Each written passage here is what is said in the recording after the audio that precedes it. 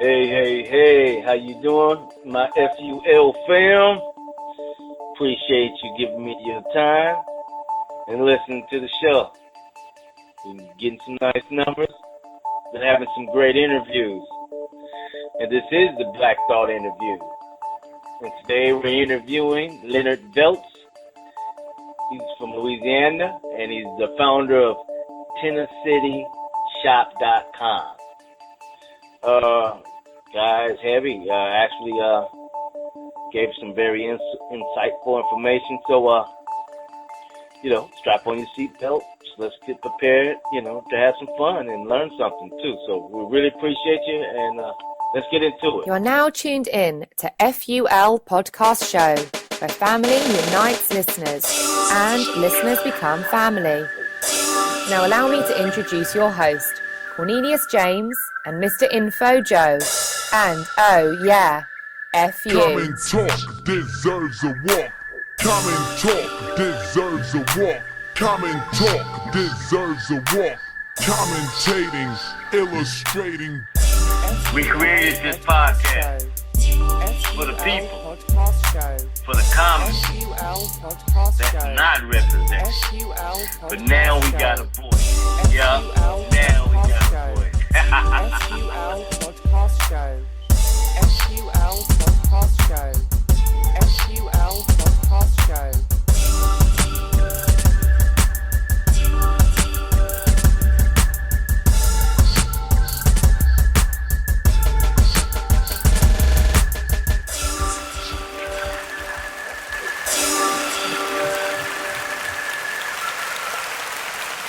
Hi, F.U.L. fam. This is Cornelius James, and you're now tuned into the Black Thought interviews. And today we're interviewing Leonard VILTZ. And let's just welcome him to the show. And first of all, how you doing, Leonard? Pretty good, man. Pretty good. Where you calling from? I'm from Youngsville, Louisiana. The weather's nice. It's a little warm, but it's sunny outside. Nice. California here. Can you just give a brief bio about yourself, Leonard? Sure. Married with 2 kids. I'm athletic, 45 years young. I run a motivational health and wellness business. Nice. What's the name of it? TennesseeCityShop.com. Can you repeat that, please? I think we might have missed it. Can you say it one more time, sir? www.TennesseeCityShop.com. TennesseeCityShop.com. All right. I just wanted to make sure the F.U.L. fam heard that clear. All right. Let's get into these questions. What do you prefer to be called? Afro-American, Black American, African American, colored, Negro, etc., and why? Actually, I don't have a preference because everybody has different experiences, because when they look at you, they'll have an opinion of you as soon as you meet somebody. And no matter what you say, they're going to have their opinion. So I really don't have a preference. I just let people make their own decisions. Because I've been mistaken for a Hispanic in LAX one time and one time in the Houston airport. And I told the guy, no, I don't speak any Spanish, but, this is who I am. Then when I tell people I'm from Louisiana, they say, no, you're not. So, well, okay. So I let people make their own decisions. Yeah, interesting. Yeah, exactly. I get it. Appreciate your answer. What do you think, Leonard, of our culture's current state in America? I like that question because I feel a change. I feel people are learning how things are working. The internet is exposing a lot of, corruption or how things actually work. Like economics, people, are learning how certain people spend certain money in certain places, and some people don't. The black community, for some reason, we're scared to support each other. Politics, look how they're harassing the president. That's an eye-opener.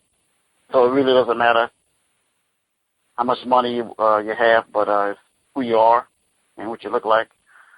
In the health industry, the GMO foods and people learning how a lot of the food that you're eating is just no good. So a lot of that stuff is, I guess, coming to fruition. People are learning of what's going on and the truth about that. There's a few black celebrities. They're speaking up on certain issues, which was, man, you know, we waited forever for that. Some athletes, which helps a little bit. Some of the music is changing because I know that the music affects everything. No matter what your culture is, but some of the music I notice is changing. It's getting a little better, and that's helping as well. But I'm feeling a little vibe of change. You know, I know it's not going to happen tomorrow, but, you know, we have a long way to go. But I feel people are waking up to something new. And also, I was impressed with the latest interview by Minister Farrakhan on a show recently. And he had something enlightening to say, and he addressed certain issues, and I thought, you know, hey, this is going to help as well. So I'm feeling good about what's about to happen. Nice. And we appreciate your answer. I have another question for you, Leonard. We're $1 trillion a year consumers in America, but we own little to nothing. And what can we do to change that, Leonard? You're not going to believe my answer, but it's pretty simple. It's so simple, you're just like, yeah, right. But I share this a lot. A lot of people are on social media right now. Once a week, go through your friends list and share a black business. It doesn't cost you any money, and you won't be fined for it. Just go ahead and share a black business on your social media page. It doesn't matter who it is. Don't matter. I guess put your pride aside and say, well, nobody paid me for this. But whenever you share a post about a football team or certain news topic, they don't pay you either. So go ahead and support your own. Look for a black business on your social media friends list and go ahead and share it once a week. You know, just do that. Number 2, look for an HBCU. Go ahead and share some information about an HBCU because during football games, everybody likes to watch football. The colleges that are trending are the big colleges. Wait. Leonard, allow me to interrupt you, please, with all due respect. Can you repeat what you said? HB what? HBCU, historically black colleges. Okay, thank you. I just wanted you, to elaborate for the FUL listeners that didn't understand what you meant. Please continue on. Yep. A lot of during the football season, a lot of the big colleges are trending with different topics no matter what. But the black colleges aren't trending. So we can affect that because we're part of the trend as well. All we have to do is participate. Every once in a while, put something out there about a black college. Just find something,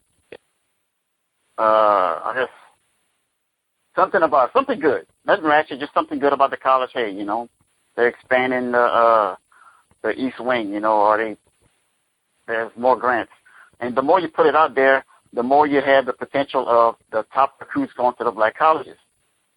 And it's like you go to the park, you got the ballers in the park.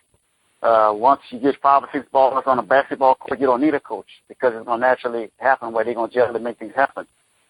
Same thing with an HBCU. You get enough top recruits going to the black colleges. After a while, they're going to say, okay, we need some TV time because these people are just whipping up on everybody. And we support that, and before you know it, they got the ESPNs and they got Turner Networks covering the black colleges because they're dominating. Another thing we need to do, look in the mirror and stop contributing to the crabs in the bucket syndrome. Instead of, start. How to say? Let me slow down. I'm getting excited right here. Take your time, Leonard. Okay. I got you, brother. Take your time. I got you. Take your time. Walk it down. All right. We contribute to self-destructive behavior. We also we participate in bad habits. We share bad information. We talk about bad information. If somebody wrote a bad song, we'll jump on that artist. Hey man, it's just art. Look for something good and focus on that. Learn how to improve yourself. Once you do that, you're going to make yourself better. And as a black community, if we all doing it at the same time, guess what? The whole community improves. That way you'll see less crab in a bucket habits out there. Because I know we like to always blame the artist, blame this, blame that, blame this athlete for doing this, you know. They're role models, yes and no, but they're not responsible for your own behavior, you know. Take care of your own behavior, educate yourself. The internet has access to whatever you want. You can't blame it on anybody anymore. One more thing, find out what you're good at. In other words, what do you enjoy doing? There's money's not involved. It's just something you just naturally do all the time. Try to see if you can perfect that and turn that into a business. We need more products and services from the black community. There's always a way to make money. There's always a way to hustle. Once you make the decision, the hardest thing to do is to make a decision. Once you make the decision, the how is going to appear. So determine what you're good at. Look around. There's all kinds of opportunities global, all around the globe. Everybody's connected. So provide a provide a service to your community. Product, service, something. Support your community. Do business with other black businesses. For instance, I used to promote Walmart, GNC's, and a Whole Foods store nutrition for free. I've done it for years. And now, once I realize how economics work, I do it for profit. So it's like, hey, you know, we seen this movie, y'all go see it, okay? I'm going to say maybe 40, 50 people on your social media site look at that. They go see the movie. They spend, I don't know, $80, $90, and Hollywood makes $80, $90 off of you. They take that money, they send it to Washington, D.C., and they influence the politicians in their favor, not yours. So wherever you spend your money, it affects the political decision. A lot of people don't know that. So whenever you're shopping, you know, the major, I don't want to pick up any stores, but just think about there's certain shoe companies that we invest a lot. Just about every other week, you're going to see this on your social media site. They say, oh, look, I got a new shoe. Those people go around and they buy the politician, and they say, okay, this is what we want. And a lot of times, that decision is not made in your favor. So in order to change that, you got to shop differently. You go shop to where the people that support your cause. So that's something to think about.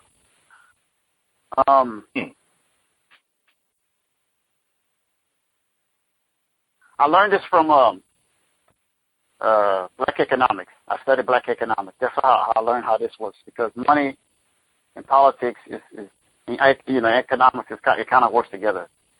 But depends on where you shop is going to determine your outcome of your present and your future, your kids. In other words, you want your kids to come up. Well, we need to take care of business right now.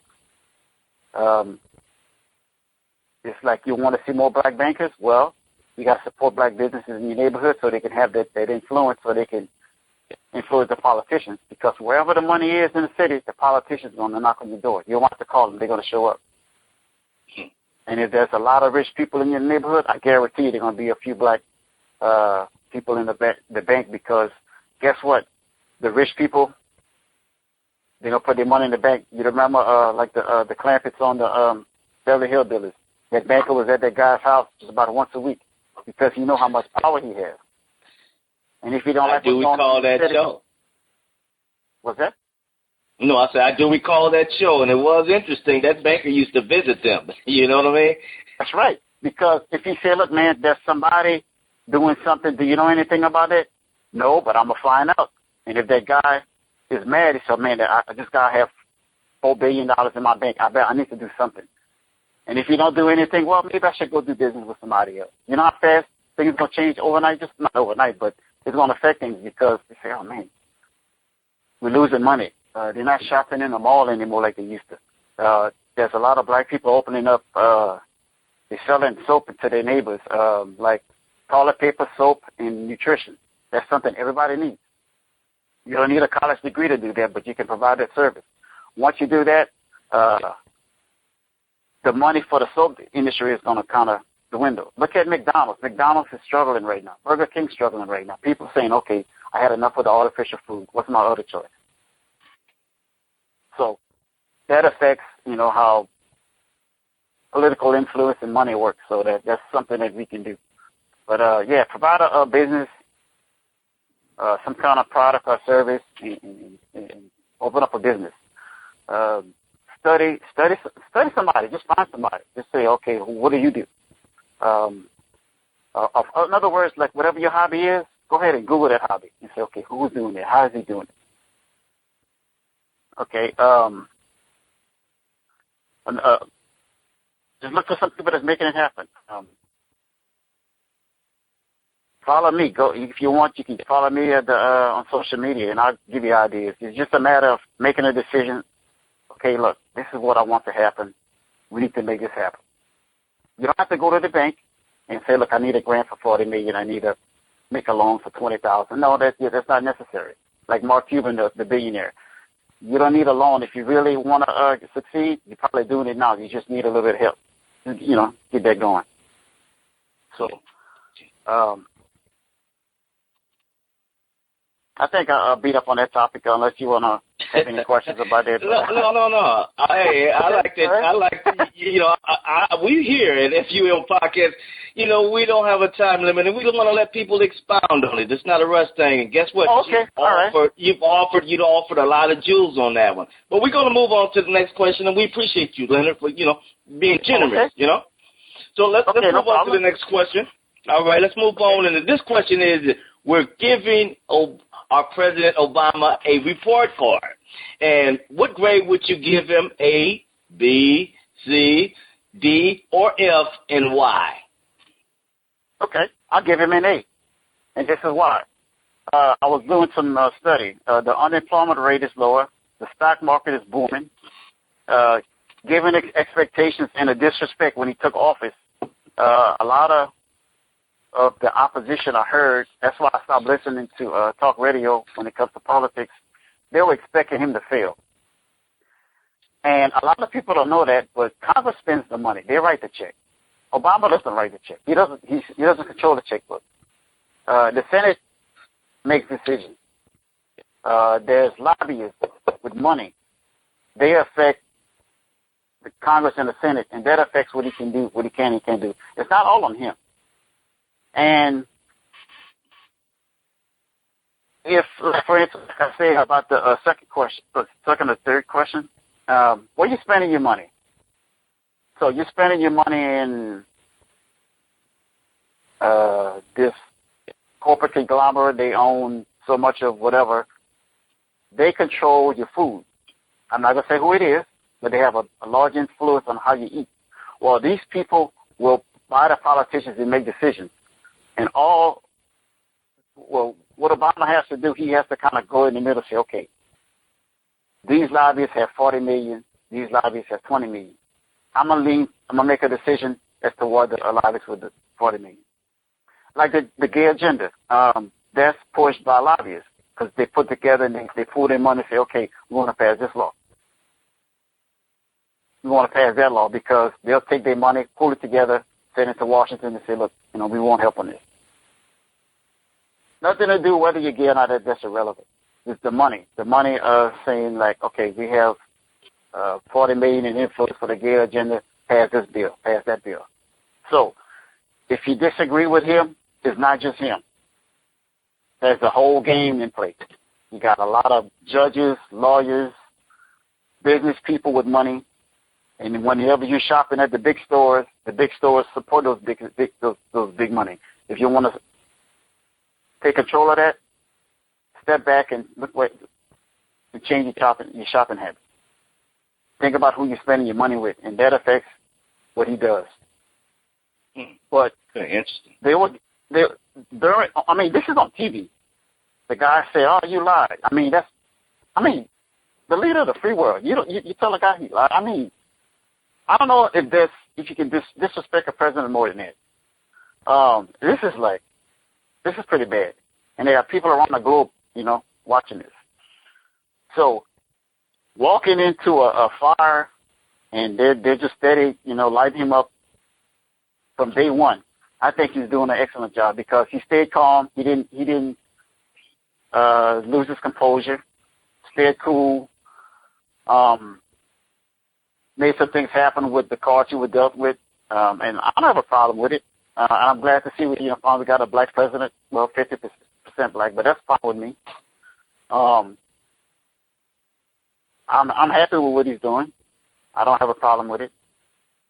I mean, I won't agree with everything, but I'm happy. I'll give him an A because he stepped into a bad situation, and he did the best best he can with what he had.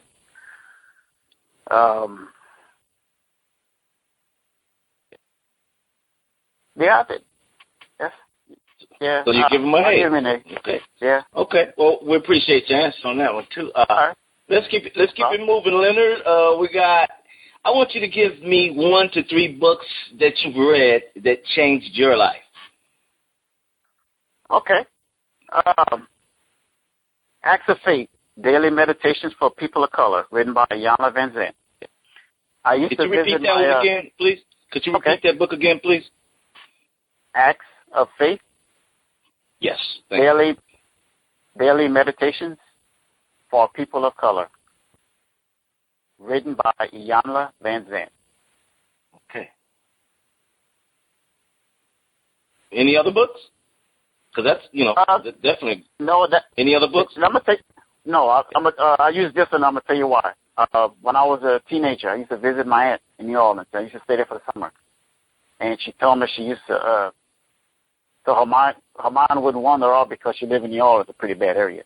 She used to read these daily affirmations. That way, you always had something new to look forward to. So I studied that book. I read that book 3 or 4 times. And later on in life, I had these positive quotes coming out of my mind, so I started writing them down. And before you know it, don't stagnate, accelerate is one of my quotes. I own that trademark. And I had a lot of other positive quotes, so I started writing these quotes down. Before you know it, I learned how to turn that into a business. So I had a good influence because of that book. It gave me a new outlook on life. And as I approached things later on, it kind of put me in a situation where I can succeed. Love it. Definitely, I'm definitely gonna look that book up. If it changed your life like that, and from what I'm hearing, I gotta read that book. Yeah, like I said, my approach to life, it's like, for instance, somebody said, "Well, man, the struggle is real." No, the struggle isn't real. There's a change in process. You're going through a phase. That's how you look at it. If you keep saying the struggle is real, you're telling yourself, "Man, it's hard." Man, mentally you're saying that, but what I'm actually saying is you're saying to yourself, "Man, this is difficult. I probably won't make it, but I need to try to make a decision." When you keep saying the struggle is real, well, forget that the struggle is real. Look, we're going through a phase. There's a change taking place. We're making it happen. You're telling yourself, "Oh, hey, it's okay. It's kind of hard, but we're going to make it." But if you keep telling yourself bad thoughts, your body, your mind can say, "We ain't going to make it. Let's just forget it," It changes your approach. In other words, when I was growing up, if there was something that was available for us to do and the crowd didn't want to do it, I step up to the plate and say, "Hey, I'm going to go for it. I'm going to give it a shot." I was always that guy. I stood out in the group that I hung out with. "Okay, look, y'all don't want to do it? Well, I'm going to give it a shot. Let me see if I can make it work." So that kind of separated me from the people that I was growing up with as a, how can I say this? My approach to things. It changed my approach to things as I was growing up. Nice. Let's lastly though, Leonard, tell people where they can find you via location or social media. Okay, I'm located in Youngsville, Louisiana. I'm on Facebook, Google Plus, Twitter, YouTube, tenacityshop.com, Instagram, and Pinterest.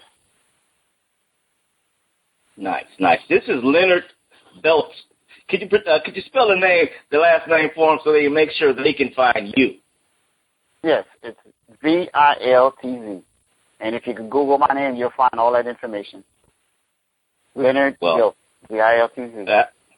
That's right. Now, I want to tell the F.U.L. fam, we really appreciate his interview he was giving. And, support him because he supports us. Leonard, it's been a great interview, and I hope that you have a great day, and I look forward to, staying in contact with you, brother. Great. Same to you, man. Continued success, man, and I'm enjoying the show, man. This is great. Thank you, man. I humbly say thank you, sir. I really appreciate that. F.U.L. fam, we're out of here, and, keep an open mind. And let's support one another. Thank you.